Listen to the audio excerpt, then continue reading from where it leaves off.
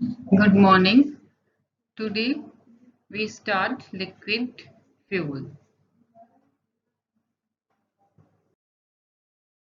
In this lecture, we covered liquid fuels, petroleum, and refining of petroleum. Liquid fuels are the important commercial and domestic fuels used these days. Most of these fuels are obtained from the naturally occurring petroleum or crude oil. Petroleum is the main source of liquid from which different fractions are obtained by distillation. The low boiling fractions, for example, petrol and gasoline, are used in internal combustion engine, and high boiling fractions such as diesel are used in diesel engine and furnace. Advantage and disadvantage of liquid fuel. Advantage: liquid fuel are convenient to handle, store and support. Liquid fuels are easy to ignite. Easily ignite होता है as compared to solid fuel. The calorific value of liquid fuel is higher than that of solid fuel. Other advantages including cleanliness, fuel free from ash, less excess air required for combustion, facility in refining. And main disadvantages of liquid fuel are high volatility and inflammability. Easily fire को catch कर लेता है और low temperature पर कुछ fuels volatile होना start होते हैं, अपने आप इवेपोरेट होना स्टार्ट हो जाते हैं. नाउ हमारे सिलेबस में जो लिक्विड फ्यूल है उसमें पेट्रोलियम और मेन पेट्रोल है. Petroleum, as we all know, petroleum is a primary and fossils fuel. Petroleum or crude oil is a dark greenish brown viscous oil found deep in the earth crust. Crude oil is a source of many liquid fuels that are in current use. The term petroleum means rock oil or mineral oil. Petroleum is a complete mixture of paraffinic, olefinic, and aromatic hydrocarbons with small quantities of organic compounds containing oxygen, nitrogen, and sulfur. All metals are found in petroleum. Common metals are silicon, iron, aluminium, calcium, magnesium, and nickel. The composition of crude petroleum approximately is carbon 80 to 88%, hydrogen 10 to 14%, sulfur 0.1 to 3.5%, nitrogen 0.1 to 0.5%.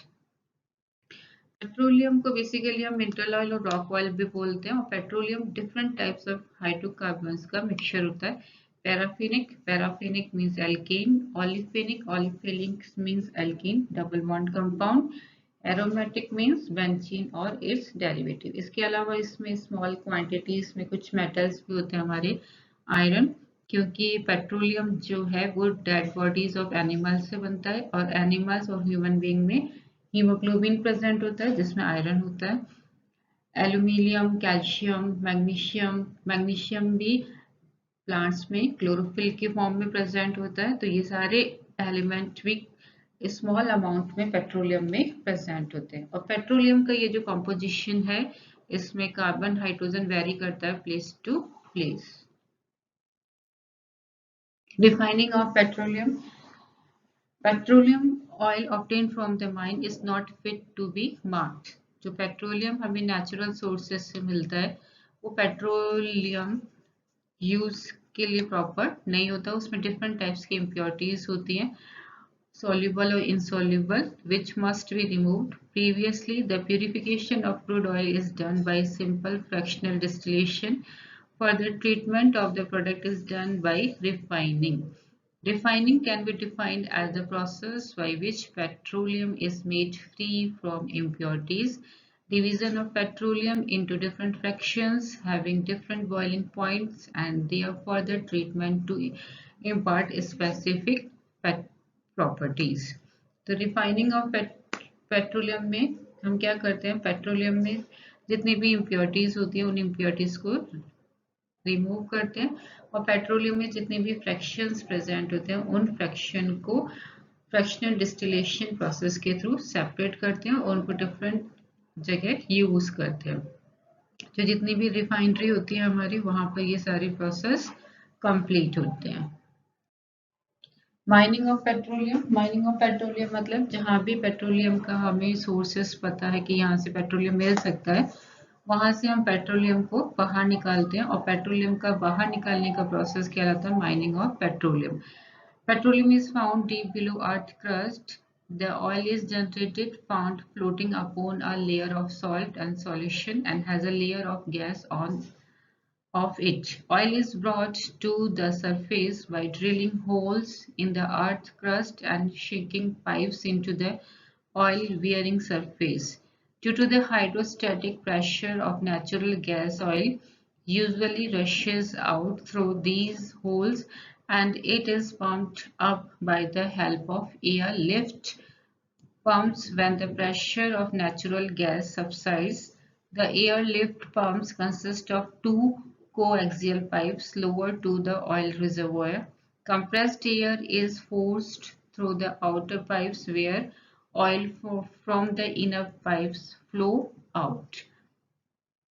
Petroleum generally deep areas में मिलता है हमारा, चाहे वो सी हो या rocks हो, और जहां भी पेट्रोलियम मिलता है उस वाले एरिया में नेचुरल गैस भी होती है, और इनको बाहर निकालने के लिए हम पाइप्स ड्रिल करते हैं, और इस पाइप्स में जब प्रेशर जनरेट करेंगे तो पहले गैस बाहर निकलेगी और फिर oil. Now refining of petroleum. First step in refining petroleum is removal of solid impurities. The crude oil is a mixture of solid, liquid and gaseous substance. This is allowed to stand undisturbed for some time. When the heavy solid particles settle down and gases evaporate, the liquid is then centrifuged wherein the solid get removed. Petroleum में solid, liquid, gaseous हर types की impurities होती हैं। तो सबसे पहले हम इसे बिना डिस्टर्ब किए कुछ टाइम के लिए रखते हैं, और बिना डिस्टर्बेंस के जब हम कुछ टाइम के लिए पेट्रोलियम को रखते हैं तो इसमें जितने भी सॉलिड पार्टिकल्स होते हैं वो नीचे सेटल हो जाते हैं और गैस इवेपोरेट हो जाती है, और लिक्विड को हम सेंट्रीफ्यूगल मेथड से रिमूव कर सकते हैं। रिमूवल ऑफ वाटर, और रिमूवल ऑफ वाटर का जो प्रोसेस है वो क्वार्टरस प्रोसेस से भी जाना जाता है। The crude oil obtained from the earth crust is in the form of stable emulsion of oil and brine solution. Oil और water जनरली मिक्सिबल नहीं होता, ऑयल और वाटर आपस में मिक्स होकर एक सॉल्यूशन बनाता है, उसको क्या बोलते हैं हम, emulsion. This mixture when passed between two highly charged electrodes will destroy the emulsion film and the colloidal water droplets collapse into bigger drops and get separated out from the oil. Oil में जितने भी water droplets हैं वो water droplets highly charge electrode पर deposit हो जाती है और ऑयल से सेपरेट आउट हो जाती है। Removal of harmful impurities.